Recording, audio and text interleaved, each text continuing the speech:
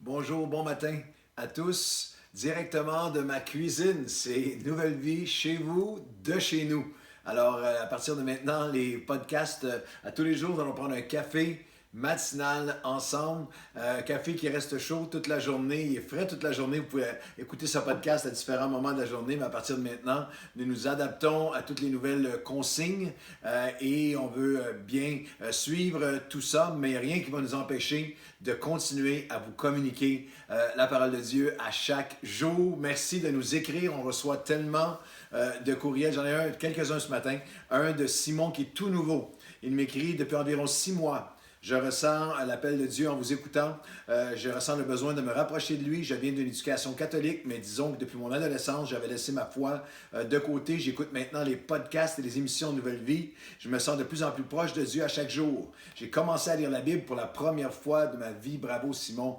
Et je le découvre et je l'apprécie. Regardez bien comment déjà ce jeune homme Simon a juste une belle compréhension. Et aussi, je voulais vous dire que j'ai écouté votre message ce matin. Ça m'a allumé quand vous avez dit que la foi n'est pas un levier, mais une lentille à travers laquelle on regarde les événements. Merci pour ce beau message. Je vous partage le dessin, il m'a envoyé un dessin magnifique. Le dessin que j'ai fait en vous écoutant, je dessinais avec mon fils et je me suis senti inspiré. Dans votre message, vous demandiez ce qu'on retire des événements actuels. Pour moi, je sens que Dieu me montre qu'il est là pour moi, tout simplement. J'arrive à parler à Jésus comme quand j'étais enfant, comme un ami. Avec le confinement, je comprends que Dieu est là en tout temps, pas juste à l'Église. J'y ai accès tout le temps. Il est là pour moi. Merci pour votre passion. On sent tout l'amour que vous portez au Seigneur quand vous parlez. Vous rendez Dieu accessible et beau. Mais il dit, j'ai quand même bien hâte de visiter les gens en personne à l'église à nouveau, mais je vais attendre le temps qu'il faut, passer une belle journée et continuer. Et Simon, on est heureux que tu sois là et nous aussi. On a hâte de se retrouver tout le monde ensemble à l'église. J'ai des rêves de lorsque le retour va prendre place, ça va être glorieux. Je pense qu'il va y avoir des centaines, si ce n'est des milliers de personnes qui vont se joindre à nous, qui vont commencer à nous écouter comme vous dans ces podcasts. Et ce matin, j'aimerais partager avec vous sur une pensée, une dévotion, une pensée de décision et de distanciation. Une pensée de décision et de distanciation. Avec cette crise, il y a toutes sortes de mots, d'expressions qu'on ne connaissait pas avant, qu'on n'utilisait pas beaucoup, qui sont maintenant monnaie courante. On a le coronavirus, le COVID-19, la quarantaine, le pic, la courbe, le confinement et bien sûr la distanciation sociale. Nouveau terme on s'est tous approprié.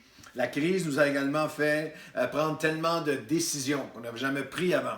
Ce que j'entends le plus souvent, c'est qu'on n'a jamais fait ça avant, jamais vécu ça. Des décisions face au travail, des décisions, il y a l'emploi qui est arrêté, décisions avec l'école, décisions dans nos déplacements, dans nos libertés, décisions économiques, familiales, de tous les côtés. Alors, une décision et distanciation font partie de notre combat, notre vie, alors que nous traversons cette crise ensemble. J'aimerais vous proposer, vous enseigner une décision et une distanciation qui devient une prière au quotidien que moi, je prie, que j'ai découvert il y a plusieurs années, il y a plus de 30 ans, et que je pratique à chaque jour de ma vie. Et j'aimerais vous dire que comme la distanciation et nos décisions actuelles pendant le COVID peuvent sauver nos vies, le premier ministre Legault le dit souvent, les gestes les plus simples sauvent des vies, eh bien, cette décision et cette distanciation spirituelle à tous les jours a sauvé ma vie, peut sauver votre vie, peut changer votre vie. Nous allons regarder à un moment dans la vie de celui que toute la Bible nous appelle à regarder comme le modèle de foi. Abraham, qui est appelé le père de la foi, mais même dans le Nouveau Testament, dans la Nouvelle Alliance, dans Romains, Paul dira, regardez à Abraham, regardez à sa foi, il est un modèle, notre père à tous, spirituellement. Et Abraham, dans un moment, dans Genèse chapitre 14, c'est un moment de victoire. Il revient d'une période, le texte dit littéralement dans Genèse chapitre 14 et au verset 17, que lorsqu'Abraham fut revenu vainqueur, C'est une saison de... Et plusieurs d'entre nous, c'est peut-être pas chacun, mais plusieurs nations du monde et plusieurs d'entre nous, et en ce qui concerne l'Église Nouvelle Vie en tout cas, le début de l'année est une saison de victoire extraordinaire. Et les nations avaient beaucoup d'entre elles une grande économie, tout va bien, on avance à Nouvelle Vie, on en laisse tous les cylindres, on avait un baptême d'eau avec un nombre record, 60, je pense, 70 personnes qui étaient pour passer par les eaux du baptême en tout début d'année, un élan extraordinaire. Et alors qu'il est dans cet élan, c'est une scène là où Abraham revient presque du champ de bataille, les cheveux dans le vent avec la foule qui acclame son nom.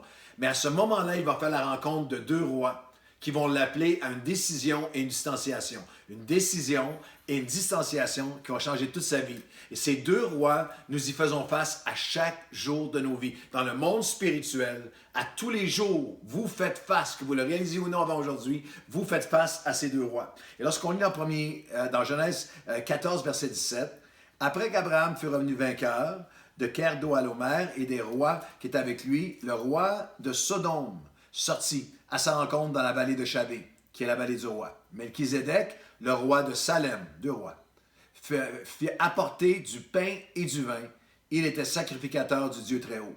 Il bénit Abraham et dit, « Béni soit Abraham par le Dieu Très-Haut, maître du ciel et de la terre. Béni soit le Dieu Très-Haut qui t'a livré tous tes ennemis entre tes mains. » Le roi de Sodome dit à Abraham, « Donne-moi les personnes, ou en hébreu les âmes, mais prends pour toi les richesses, prends pour toi les choses matérielles. » Abraham répondit au roi de Sodome, « Je lève les mains vers l'Éternel, le Dieu Très-Haut, maître du ciel et de la terre, et de toi je ne prendrai rien, pas même un fil. » Alors nous avons deux rois, et ces deux rois sont là à chaque jour, ce matin, chaque jour de votre vie, en tout temps et pendant cette crise. Le premier roi, c'est le roi de Salem. Il vient de Salem, il vient de Jérusalem, de la cité de Dieu. Et la Bible nous dit qu'au temps de la Genèse, des millénaires avant Jésus et avant Pâques qu'on va célébrer bientôt, ce roi arrive avec le pain et le vin à la rencontre d'Abraham.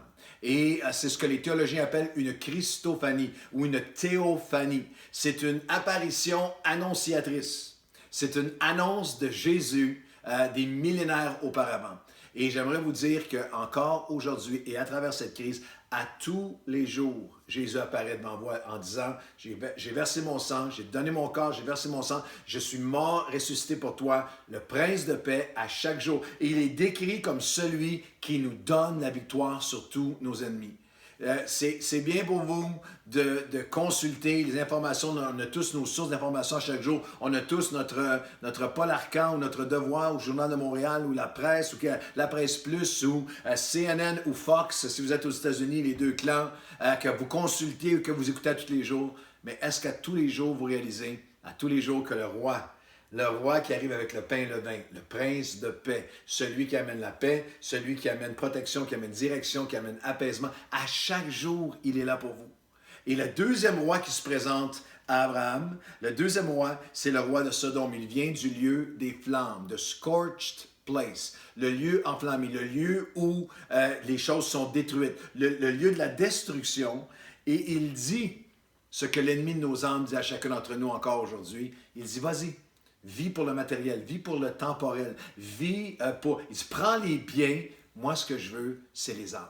Je veux ce qui est éternel. Je veux ta destinée, je veux ton appel, je veux ta famille, je veux que tu t'éloignes de Dieu, je veux que...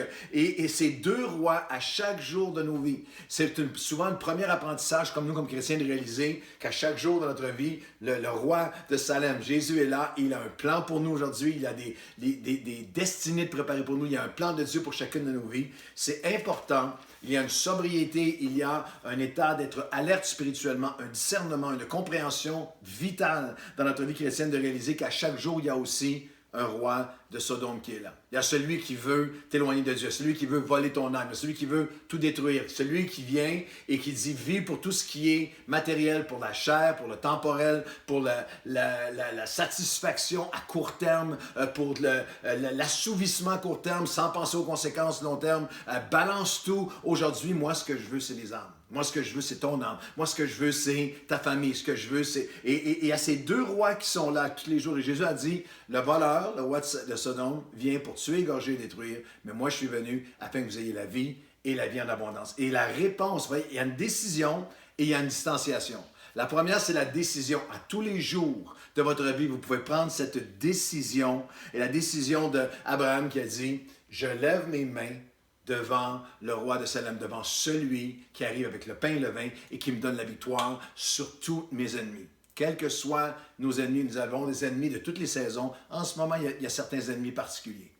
Le désespoir, le découragement, la colère, le blâme, l'anxiété, la frustration, l'impatience. Il y a toutes sortes de choses en ce moment qui nous guettent. Il y a un sentiment, plus on repousse en ce moment les échéanciers, est-ce que ça va être des mois, est-ce que ça va être 6 mois, est-ce que ça va être combien de temps est-ce qu'on va être? Il y a chacun d'entre nous, on a à combattre un certain désespoir dans notre âme.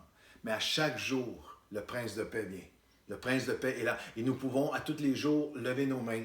Moi, je le fais à chaque jour depuis 30 ans. Je lève mes mains devant toi aujourd'hui. Seigneur, tu viens à moi avec le pain et le vin, avec ton corps et ton sang, avec tout ce que tu as à faire pour moi, la puissance de la résurrection. Et tu m'as donné et tu me donneras la victoire sur tous mes ennemis aujourd'hui, tout ce qui viendra contre moi aujourd'hui. Et la deuxième portion de cette prière, c'est une distanciation. En ce moment, on nous dit de tous les côtés que le moindre toucher, le moindre contact, même le plus petit, peut résulter en une grande contamination. Et c'est ce qu'Abraham a fait. Il a dit au roi de Sodome, je ne jouerai pas avec toi. Je ne donnerai pas de place à mon ennemi. Je ne toucherai rien de ce qui t'appartient, pas même un fil. Ça, c'est de la distanciation spirituelle. Pas même un fil du mensonge, pas même un fil de l'amertume. Pas même un fil de toute forme de souillure, pas même un fil de blâme, de mensonge, de fraude, de pensée qui peuvent nous détruire, de pensées qui peuvent éclore en nous et amener destruction à ma vie, à mon mariage, à ma famille. Pas même un fil de m'éloigner de Dieu pendant cette période de crise. Pas même un fil de baisser ma garde spirituellement, de m'éloigner de mes convictions. Alors aujourd'hui, j'aimerais qu'on puisse prier ensemble une prière avec une décision. Je lève mes mains devant le roi de Salem. Et une prière de distanciation, pas même un fil de l'ennemi de nos âmes. Et cette promesse sera pour nous. Chapitre 15, verset 1. Après ces événements, la parole de l'Éternel fut adressée à Abraham. Tu as fait ça. Tu as pris une décision. Tu as pris une distanciation. Décision vers ton Dieu. Distanciation de ton ennemi dans les moindres choses. Et le Seigneur lui apparut dans une vision et lui dit, Abraham, ne crains pas. Je suis ton bouclier et ta récompense sera très grande.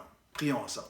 Seigneur, aujourd'hui, parmi toutes ces décisions que nous avons à prendre face à cette épidémie, cette pandémie du COVID-19, aujourd'hui, Seigneur, nous prenons la décision.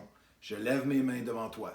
Je t'offre cette journée. Je consacre ma journée à toi. Je te demande de m'aider. Je lève mes mains vers toi. Pourquoi? Parce que tu m'as donné la victoire sur tous mes ennemis.